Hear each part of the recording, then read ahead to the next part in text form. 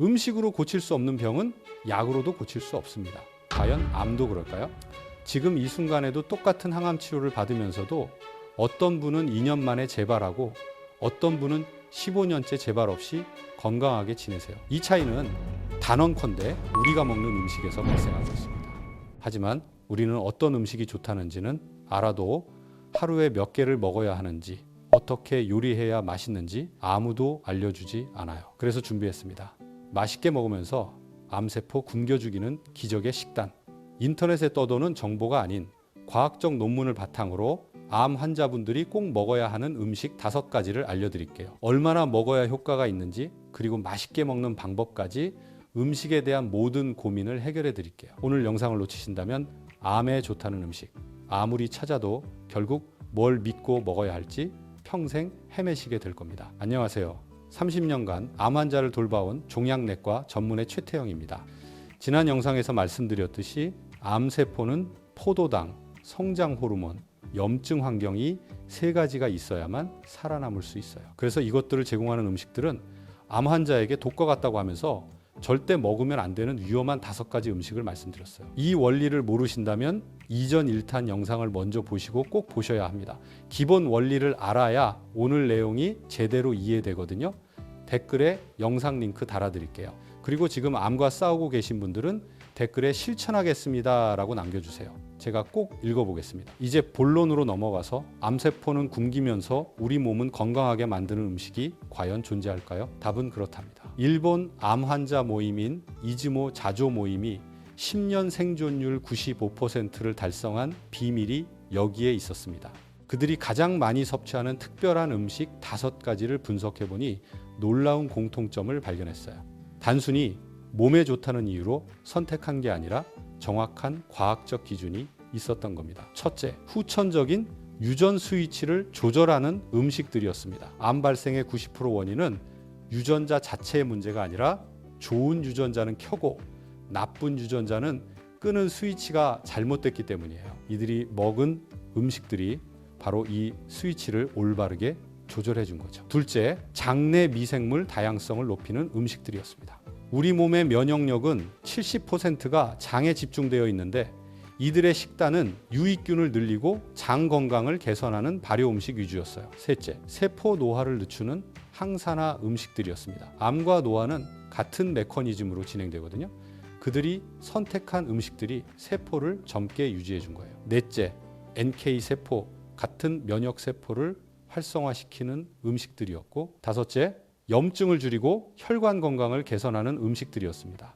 이 5가지 기준을 모두 충족하는 음식들만 엄선해서 오늘 여러분께 소개해 드리겠습니다. 암세포를 굶겨 죽이는 기적의 음식 5위는 버섯류입니다. 버섯이 5위에 오른 이유는 바로 베타글루칸이라는 성분 때문인데요. 이 베타글루칸은 우리 몸의 면역 체계를 강화시키는 천연 물질이에요. 실제로 독일 프라이부르크 대학에서 췌장암 환자들을 대상으로 한 연구를 보면 놀라운 결과가 나왔어요. 베타글루칸을 복용한 그룹의 간전이 발생률이 대조금보다 40%나 낮았거든요. 더 흥미로운 건 일본 나고야 대학에서 나온 연구입니다.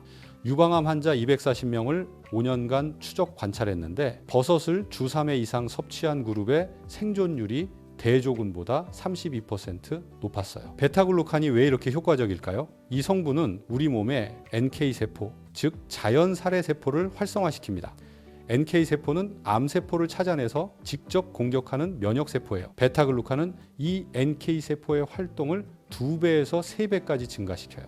그래서 암 관련 검사를 진행할 때 NK세포 활성도 검사를 같이 하는 이유도 이렇게 연관성이 많기 때문이에요. 버섯 중에서도 베타글루칸 함량이 가장 높은 건 꽃송이버섯과 차가버섯입니다.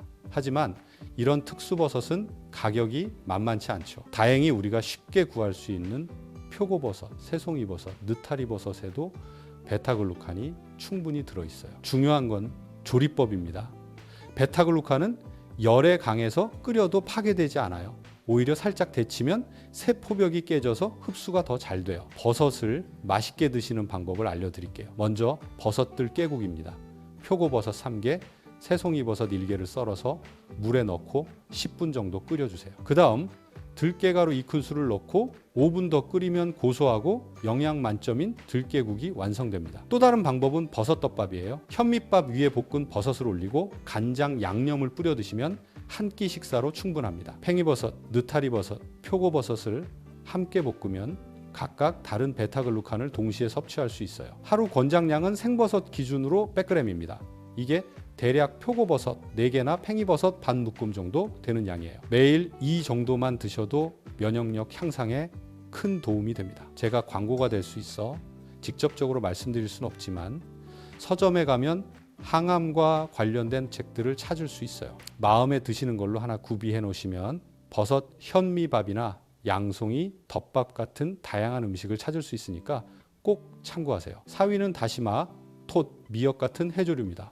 전 세계에서 가장 장수하는 지역들을 연구한 블루존 프로젝트에 따르면 놀랍게도 100세 이상 장수인들이 가장 많은 5지역이 모두 바닷가에 있어요. 이탈리아의 사르데냐, 그리스 이카리아, 그리고 우리가 잘 아는 일본의 오키나와까지. 이게 우연일까요? 절대 아닙니다. 이 지역 사람들의 공통점이 바로 해조류를 자주 섭취한다는 거예요. 해조류의 항암 효과는 이미 수많은 연구로 입증됐습니다. 특히 다시마에 들어있는 퓨코이단이라는 성분은 암세포의 자살을 유도하는 놀라운 능력이 있어요. 아테네 대학교 연구팀이 발표한 논문을 보면 퓨코이단을 투여받은 간암 실험군에서 종양 크기가 60% 감소했어요. 더 놀라운 건 정상 세포에는 전혀 해를 끼치지 않으면서 암세포만 선택적으로 공격했다는 점입니다. 미역의 경우도 마찬가지예요. 미역의 풍부한 요오드는 갑상선 호르몬 균형을 맞춰주고 알긴산은 체내 중금속을 배출시켜줍니다. 암 치료로 약해진 몸에서 독소를 빼내는 천연 디톡스 역할을 하는 거죠. 김의 항암 효과도 무시할 수 없어요. 연세대학교 연구진이 김 추출물로 실험했더니 위암세포 증식이 70% 억제됐거든요. 해조류를 맛있게 드시는 방법을 소개해 드릴게요. 가장 간단한 건 미역국입니다. 불린 미역 50g과 쇠고기 대신 두부 반 모를 넣고 끓여보세요. 담백하면서도 깊은 맛이 나요. 다시마는 육수로 활용하시면 좋습니다. 다시마 10cm 정도를 물 1리터에 30분 우려내면 감칠맛 나는 다시마 육수가 완성돼요. 이 육수로 국이나 찌개를 끓이면 자연스럽게 해조류 영양분을 섭취할 수 있어요. 톳나물도 추천드립니다. 톳 100g을 데쳐서 참기름과 마늘로 무쳐 드시면 고소한 밑반찬이 됩니다. 여기에 두부를 작게 썰어 넣으면 단백질까지 보충되죠. 하루 권장량은 생해조류 기준 50g입니다. 미역국 한 그릇이면 충분한 양이에요. 3위는 청국장 같은 콩류 발효 음식입니다. 우리 몸의 면역력 70%가 장에 집중되어 있다는 사실 아시나요? 그런데 암 환자분들의 장내 세균 다양성을 조사해 봤더니 충격적인 결과가 나왔어요.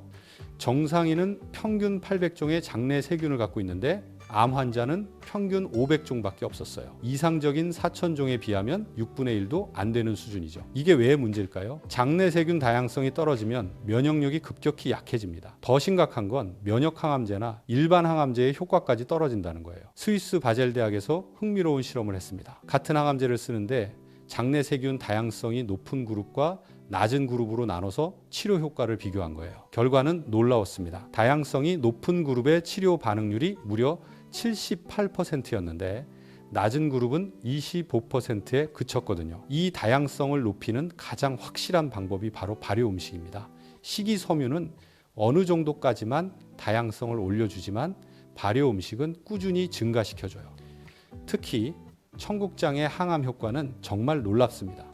서울대학교 연구팀이 청국장 추출물로 실험했더니 위암세포가 77%, 대장암세포가 76%나 억제됐어요. 같은 실험을 나토로 했을 때는 11%, 15%에 그쳤거든요. 왜 청국장이 나토보다 효과적일까요? 청국장은 20에서 30종의 다양한 균으로 발효시키지만 나토는 바실러스균 한 종류로만 만들어지거든요. 다양성이 핵심인 거죠. 청국장을 맛있게 드시는 특별한 방법을 알려드릴게요. 청국장 찌개를 끓일 때 처음에 청국장 반만 넣고 팔팔 끓이세요. 그 다음 40도 정도로 식었을 때 나머지 반을 넣는 거예요. 이렇게 하면 열에 약한 효소와 열에 강한 항암 성분을 모두 살릴 수 있어요. 발효 음식이라고 하니 김치도 많이 물어보시는데요. 물론 김치도 훌륭한 발효 음식입니다. 다만 시중에 파는 김치는 설탕이 들어간 경우가 많으니 주의하셔야 하고 콩류 발효 음식보다는 장내 미생물에 미치는 영향이 적어 많이 드신다고 특별한 효과를 느끼실 수는 없을 거예요. 다른 추천 음식으론 콩 발효 요거트도 좋습니다.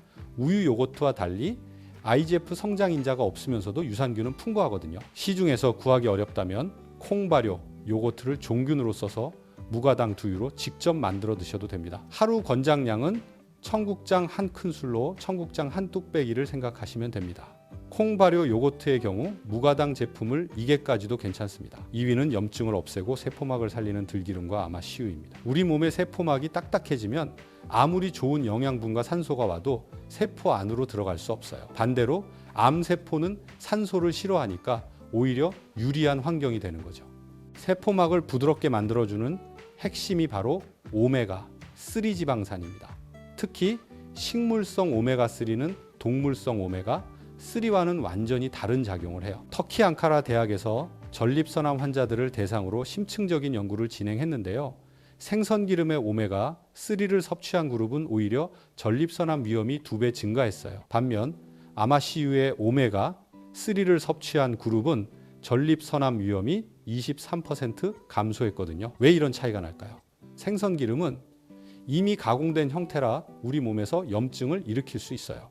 하지만 식물성 오메가3는 우리 몸이 필요한 만큼만 변환해서 사용하기 때문에 부작용이 적은 거예요. 들기름의 항암 효과를 보여주는 연구도 있어요. 중국 항저우 의대에서 대장암 환자 180명을 대상으로 한 연구인데 들기름을 주 5회 이상 섭취한 그룹의 5년 생존율이 대조군보다 28% 높았어요. 중요한 건 사용법입니다. 들기름과 아마씨유는 열에 약해서 가열하면 구조가 변해요. 반드시 냉압착 제품을 구입하시고 요리가 다 끝난 후 마지막에 뿌려 드세요. 맛있게 드시는 방법을 알려드릴게요. 현미밥에 들기름 1큰술과 간장을 살짝 넣고 비벼 드시면 고소한 들기름 비빔밥이 됩니다.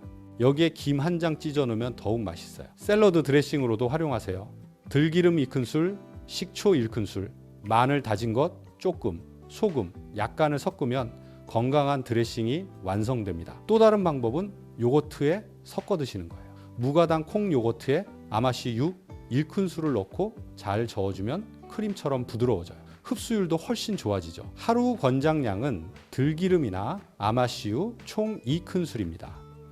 우리가 평소에도 자연스럽게 섭취하는 기름의 양이 있으니 추가로 드시려면 한 큰술만 드시면 충분합니다. 마지막 암세포를 굶겨주기는 기적의 음식 1위는 녹색 채소입니다. 녹색 채소라고 하니 어떤 음식을 얘기하는 건가 궁금하실 텐데요. 말 그대로 녹색을 띠는 식용채소 모두가 해당됩니다. 이건 제가 하는 얘기가 아니라 미국 국립암연구소에서 검증된 내용이에요. 미국 국립암연구소에서 20년간 12만 명을 추적한 대규모 연구 결과를 보면 하루 채소 섭취량에 따른 암 사망률 차이가 극명하게 드러나요. 하루 200g 미만 섭취 그룹과 800g 이상 섭취 그룹을 비교했더니 모든 종류의 암 사망률이 47%나 차이 났어요. 특히 십자화가 채소의 항암 효과는 정말 놀랍습니다. 브로콜리, 양배추, 케일, 무, 배추에 들어있는 설포라판이라는 성분이 암세포의 자살을 유도해요. 존스 홉킨스 의대에서 흥미로운 실험을 했어요. 브로콜리 새싹 추출물을 방광암 세포에 투여했더니 72시간 만에 암세포의 85%가 자살했거든요. 정상 세포는 전혀 손상되지 않으면서요. 설포라판의 작용 메커니즘은 이래요. 암세포 안으로 들어가서 미토콘드리아를 공격합니다. 미토콘드리아가 손상되면 암세포는 에너지를 만들 수 없어서 저절로 죽게 되는 거예요. 시금치에 들어있는 엽산도 중요해요. 하버드 보건대학원에서 대장암 환자 1200명을 분석했더니 엽산 섭취량이 높은 그룹의 재발률이 39% 낮았어요. 당근의 베타카로틴은 어떨까요? 독일 하이델베르크 암연구센터에서 폐암 환자들을 대상으로 한 연구를 보면 당근을 주 5회 이상 섭취한 그룹의 5년 생존율이 대조군보다 34% 높았어요. 하지만 채소를 하루 800g 먹는 게 쉬운 일은 아니죠. 그래서 녹즙을 추천드려요. 저는 최대 400g까지만 먹기를 권장드려요. 암 환자들은 간이 안 좋은 경우가 대부분인데 갑자기 녹즙이 들어가면 간에 무리가 갈 수 있거든요. 주치의 분들이 녹즙 절대 먹지 말라고 하는 이유가 이것 때문이에요. 그리고 동양인, 특히 한국의 경우 서양에 비해 우리가 먹는 식단에 녹색 채소가 충분히 포함되어 있어 400g이면 충분합니다. 녹즙을 안전하게 드시는 방법도 알려드릴게요. 첫째, 양을 서서히 늘리세요. 첫 한 달간 녹즙을 매일 100ml씩 갈아놓고 물 500ml를 추가하는 겁니다. 그렇게 농도 조절을 해놓고 하루 종일 물 대신 드시는 거예요. 이때 입에 맞고 조금 먹을만하다 싶으면 녹즙의 양을 150, 200으로 한 달마다 늘려가세요. 이렇게 먹으면 위험한 상황을 막고 몸이 적응하는 시간을 가질 수 있을 거예요. 둘째, 몸이 찬 분들은 녹즙 대신 채소 수프를 드세요. 채소 수프 만드는 법은 정말 간단해요. 양배추, 당근, 양파, 브로콜리를 적당히 썰어서 물과 함께 30분 끓이기만 하면 됩니다. 간은 천일염으로 살짝만 하세요. 특별히 추천하는 녹즙 레시피를 공개해 드릴게요. 케일 2입, 시금치 50g, 브로콜리 30g, 당근 반개, 사과 4분의 1개를 함께 갈아서 만드세요. 여기에 레몬즙 1큰술을 넣으면 비타민C 흡수율이 3배 높아져요. 주의사항이 있어요. 녹즙을 드실 때는 반드시 식후 30분 운동을 병행하세요. 채소에도 천연 당분이 있거든요. 식후 운동을 하면 이 당분을 근육에서 소모시켜서 암세포가 가져갈 연료를 차단할 수 있어요. 하루 권장량은 생채소 기준 400g입니다. 착즙기에 담기 전 검은 비닐봉지에 큰 손으로 2번 담으면 400g이 맞춰질 거예요. 기억하세요. 녹색 채소는 가장 강력한 천연 항암제입니다. 그리고 생각보다 많은 양을 먹어야 한다는 걸요. 매일 드시는 한 잔의 녹즙이 매끼 곁들이는 채소 반찬이 여러분의 몸속에서 조용히 암세포와 싸워주고 있어요. 처음엔 맛이 없고 번거로울 수 있지만 3개월만 꾸준히 드셔보세요. 분명히 몸의 변화를 느끼실 거예요. 지금까지 암세포를 굶겨 죽이는 기적의 음식 5가지를 모두 소개해드렸습니다. 오이 버섯류부터 일위 녹색 채소까지 모두 과학적 근거가 확실한 음식들이에요. 일본 이즈모 자조 모임이 95% 생존율을 달성한 비밀이 바로 여기에 있었던 거죠. 이 밖에도 모두가 잘 알고 있는 현미나 검은콩, 견과류, 작은 생선류도 함께 섭취하신다면 도움이 되실 거예요. 지금부터는 저번 영상에서 가장 많은 분들이 질문해 주셨던 내용에 대해 알려드리겠습니다. 첫 번째로, 과일 먹어도 되나요? 라는 질문이었어요. 결론부터 말씀드리면 먹어도 됩니다. 하지만 과당이 낮은 과일만 드셔야 해요. 우리나라 어르신들은 심심하면 앉아서 과일을 깎아 드시는데 문제는 우리가 자주 먹는 과일들이 대부분 너무 달고 과당이 높은 과일들이라는 거예요. 예를 들어 사과 한 개의 과당 지수가 12.3인데 우리가 쌀밥 대신 현미밥을 먹고 사과 한 개를 먹으면 현미밥 먹은 게 의미가 없어져요. 수박이나 배도 마찬가지고 망고는 과당 지수가 32.4라서 특히 위험합니다. 제 환자 중에 75세 여성 한 분이 계셨어요. 유방암 수술 후 건강을 위해 매일 사과 2개, 바나나 하나를 넣고 주스 만들어 드셨거든요. 3개월 후에 정기검사를 진행하는데 작은 종양들이 보이는 거예요. 암이 재발하려고 하는 거죠. 어르신은 정말 억울해 하시면서 과일은 몸에 좋다고 했는데 왜 암이 재발한 거냐고 많이 힘겨워 하셨어요. 여기서 우리가 기억해야 하는 건 과일에 들어있는 과당도 결국 암세포의 먹이가 된다는 사실입니다. 만약 굳이 드시겠다면 이틀에 사과 반쪽 이상은 드시지 마세요. 그러면 과일 먹지 말라는 얘기 아니냐 하실 텐데 지금부터 괜찮은 과일들 말씀드릴게요. 딸기나 천도복숭아, 오렌지는 생각보다 과당이 적은 과일입니다. 딸기는 하루 1컵 정도, 천도복숭아는 2개, 오렌지도 2개까지는 괜찮아요. 이런 과일들을 즐겨보시는 건 어떠실까요? 두 번째로, 붉은 고기 먹어도 되나요? 라는 질문에 대답해 드릴게요. 결론부터 말씀드리면 먹어도 됩니다. 암 환자에게 가장 중요한 건 몸을 정상적으로 유지하는 거예요. 체중이 급격히 빠지거나 입맛을 잃으면 치료 자체가 어려워져요. 단백질 섭취가 체중 유지와 입맛 회복에 도움이 된다면 무조건 드셔야 합니다. 제 환자 중에 72세 위암위기의 남성 어르신이 계세요. 암 진단 후 식단을 너무 엄격하게 관리하시다가 6개월 만에 체중이 15kg나 빠지신 거예요. 근육량도 심각하게 줄어들어서 항암 치료를 중단할 뻔했죠. 그때 제가 어르신께 말씀드렸어요. 지금 상황에서는 살코기라도 드셔야 합니다. 조건은 있었어요. 호주 박모구처럼 목초를 먹인 소고기, 그것도 마블링 없는 부위로 드시라고 했거든요. 3개월 후 어르신의 몸무게가 안정되고 입맛도 돌아오셨어요. 그제서야 본격적인 항암 식단을 시작할 수 있었죠. 우리가 기억해야 할 건 암과 싸우기 위해서 기력을 유지해야 한다는 사실입니다. 기력을 유지하면서 식단을 바꾸는 방법을 조금 후에 다시 말씀드릴게요. 만약 소고기를 드신다면 호주산 목초를 드셔야 합니다. 일반 사료로 키운 소는 옥수수와 곡물을 먹어서 오메가6 지방산이 많아요. 이게 염증을 일으키거든요.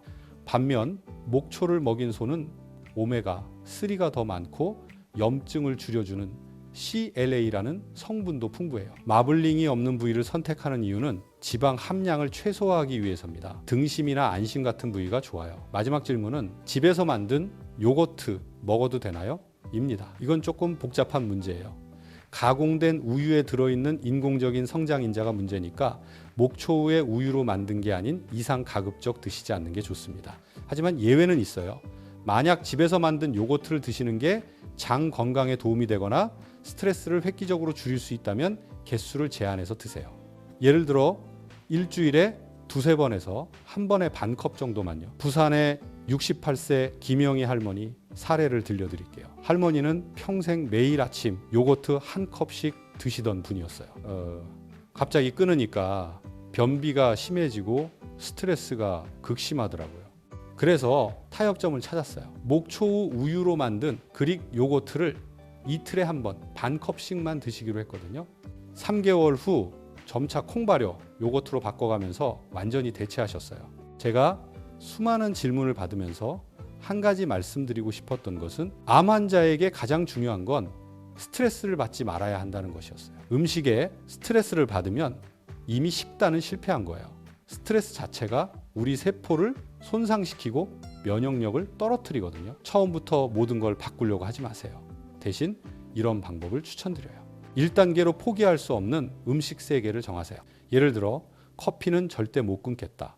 치킨은 가끔 먹고 싶다. 떡볶이가 너무 그립다. 이런 거요. 이 3개는 일단 그대로 두세요. 2단계는 바꿔도 상관없는 아주 작은 것부터 시작하세요. 흰쌀밥을 현미밥으로, 라면 대신 미역국으로, 이런 작은 변화부터요. 3단계는 성공 경험을 쌓으세요. 작은 변화에 적응되면 그때 조금 더 큰 변화를 시도해 보세요. 포기할 수 없는 음식의 빈도도 서서히 줄여가고요. 제 환자 중에 대구에 사시는 74세 이용화 할아버지가 계세요. 할아버지는 하루 커피 2잔, 단팥빵 1개, 삼겹살주 이외를 절대 못 끊겠다고 하셨어요. 저는 그럼 일단 그대로 드시고 물만 하루 2잔 더 드셔보세요 라고 했어요. 1개월 후에는 커피에 설탕 대신 스테비아 넣어보세요. 2개월 후에는 단팥빵을 고구마로 바꿔보세요. 2년이 걸렸지만 지금은 하루 커피 1잔, 삼겹살 월 1회로 줄이셨어요. 그리고 5년째 재발 없이 건강하게 지내고 계세요. 식단 변화에는 개인차가 있습니다. 누군가는 1개월 만에 완전히 바뀔 수 있지만 누군가는 2년이 걸리기도 해요. 그게 정상이에요. 중요한 건 포기하지 않는 거예요. 한번 제대로 바뀌면 그 효과는 10년 이상 지속됩니다. 서두르지 마세요. 스트레스 관리도 중요합니다. 음식에 대한 스트레스뿐만 아니라 외부 스트레스도 우리 세포를 손상시키고 면역력을 떨어뜨려요. 가능한 한 초연한 마음을 유지하려고 노력하세요. 명상이나 산책, 취미 활동 같은 것들이 도움이 돼요. 완벽하지 않아도 괜찮다는 마음가짐이 중요해요. 또한 가족들의 도움이 정말 중요합니다. 혼자서는 절대 할 수 없어요. 가족들과 함께 해야 해요. 보호자분들께 당부드리고 싶은 건 모든 걸 통제하려고 하지 마시라는 거예요. 이것도 안 돼, 저것도 안 돼. 이렇게 하면 환자분이 스트레스만 받아요. 대신 작은 변화를 함께 응원해 주세요. 엄마, 오늘 현미밥 드셨네요. 대단해요. 이런 식으로요. 그리고 암 환자의 제한된 식단을 더 맛있게 만들 수 있는 레시피들을 참고하세요. 서점에 정말 많이 구비되어 있거든요. 이렇게 하면 가족 모두가 건강한 식단을 맛있게 실천할 수 있을 거예요. 제 환자 중에 인천에 65세 정미경 어머니가 계세요. 처음에는 가족들이 너무 엄격하게 관리하려고 해서 어머니가 우울증까지 생기셨어요. 그래서 가족 상담을 했어요. 어머니가 좋아하는 음식 한 가지씩은 인정해드리되 나머지는 함께 건강한 음식으로 바꿔가자고 제안했거든요. 가족들이 함께 장을 보고 함께 요리하고 함께 식사하기 시작했어요. 할머니는 일주일에 한 번 좋아하는 떡볶이를 드시고 나머지는 건강한 식단을 유지하셨어요. 3년이 지난 지금도 재발 없이 건강하게 지내고 계세요. 무엇보다 가족 관계가 더욱 돈독해졌다고 하시더라고요. 마지막으로 말씀드리고 싶은 건 희망입니다. 30년간 수많은 환자분들을 만나면서 제가 확신하게 된 건 우리 몸은 생각보다 훨씬 현명하다는 거예요. 올바른 음식을 주면 스스로 치유하는 힘이 있어요. 오늘 말씀드린 5가지 음식 하나라도 좋으니 내일부터 시작해 보세요. 완벽하지 않아도 괜찮습니다. 작은 변화가 쌓여서 큰 기적을 만들어낼 거예요. 암과의 싸움은 마라톤입니다. 조급해하지 마시고 포기하지도 마세요. 여러분이 건강하게 웃으시는 모습을 다시 볼 수 있기를 간절히 바랍니다.